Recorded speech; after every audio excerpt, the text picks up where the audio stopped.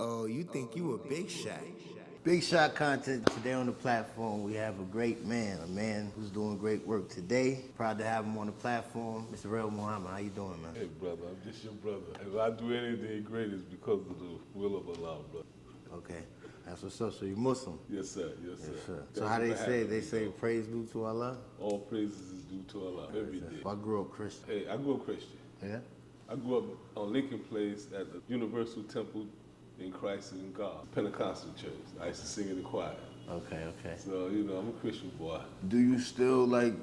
You still not as Well, my family is Christian, so I go to church with my mother. Mm-hmm. I go to church with my sisters.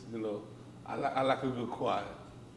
I like a good choir. So, I still have what you call an affinity towards the Christian community because I have a universal understanding of who Abraham is.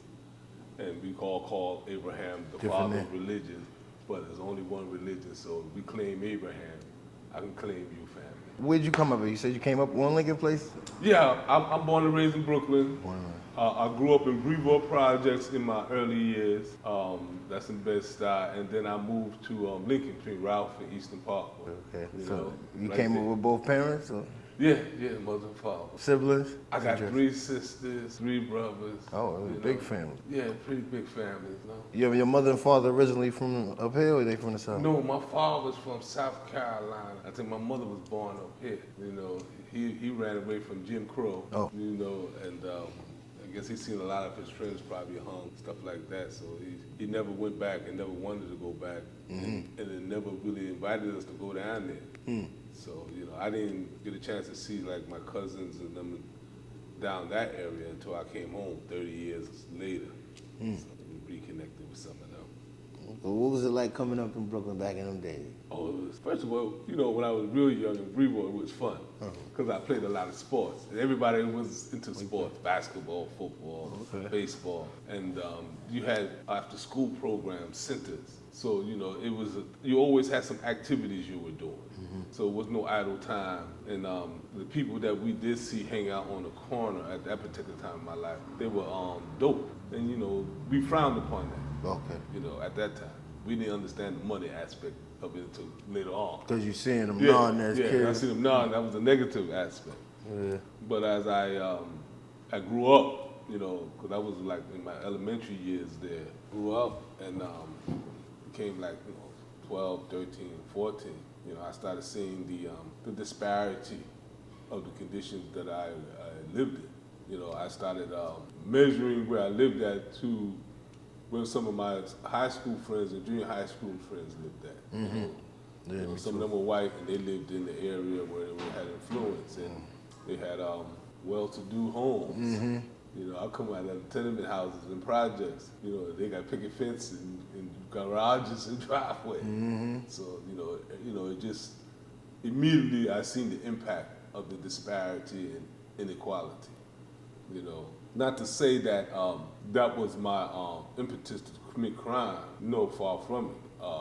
It's just that as I continued to grow up in that environment, that was some of the vices that were there. I'm following the group, the peer group. So when you see that and you see that was there, you normally, because that's what's in the neighborhood, you follow and you get involved. Gangs or like Gangs. I grew up with the era of the Tomahawks, Jolly Stompers, Pure Hell, Ex-Vandals, Black Spades, you name it. I grew up in that era from 1971 to 79. So, and most of those people I knew personally. Some of the leaders of those gangs I knew personally.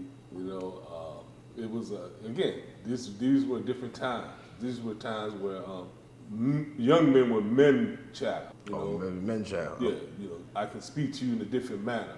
I didn't have to be diplomatic with my tongue. Okay. See, back then, men talked to men as men. It was a little different, very masculine, very forward and very straight. But you appreciated it because it was a no-nonsense attitude and atmosphere, so you can appreciate that. Okay. No games being played.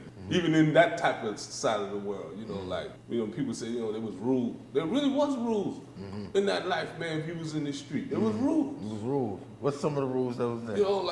One of the major rules was this: if you was with your family and I had beef with you, I couldn't mess with you.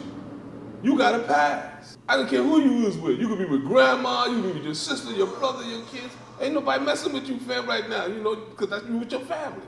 You know, that was a no-no. You know, today, you know, that's not even in the rules. You know, another thing, you know, if you're doing wrong and your family come by, you know, we would try to hide it because that's Miss So-and-so. Miss So-and-so know our mother. You know, we have a degree of respect for Miss So-and-so.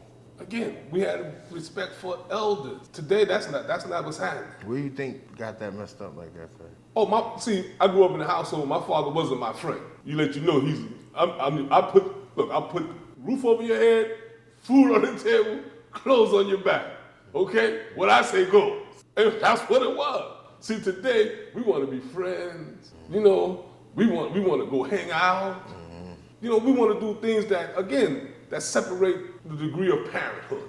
So you say older people trying to do what young people doing? I see that every day, all the time.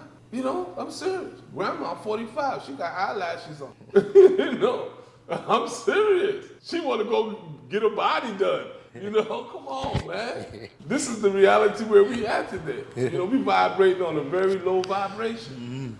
You know, so, you know, and I don't blame us because we don't know the distraction or the control of the media and everything around us. Sometimes we think that we are in control and our thoughts is our thoughts. Far from it, far from it. We're influenced by this world, and this world has influenced us in a detrimental way. So like, how did the gang thing start? I grew up with all those gangs, and they used to always convene at this place. We used to call it the camp. It was the Israelites. And we all used to convene at this one place on Ralph Avenue, Eastern Parkway. And I'm a young guy at that time, no more than 11, maybe 12. These guys is teenagers, but I'm a man child, you know. I'm like 6 feet, you know, at 12. So, you know, in that atmosphere, even though I was young, I learned how to maneuver and move in that atmosphere. And I'm an alpha male, I'm a leader, so I didn't want to be in anybody's gang. I knew all the leaders, but I wasn't like here or there, you know. I was affiliated with everybody. And then eventually I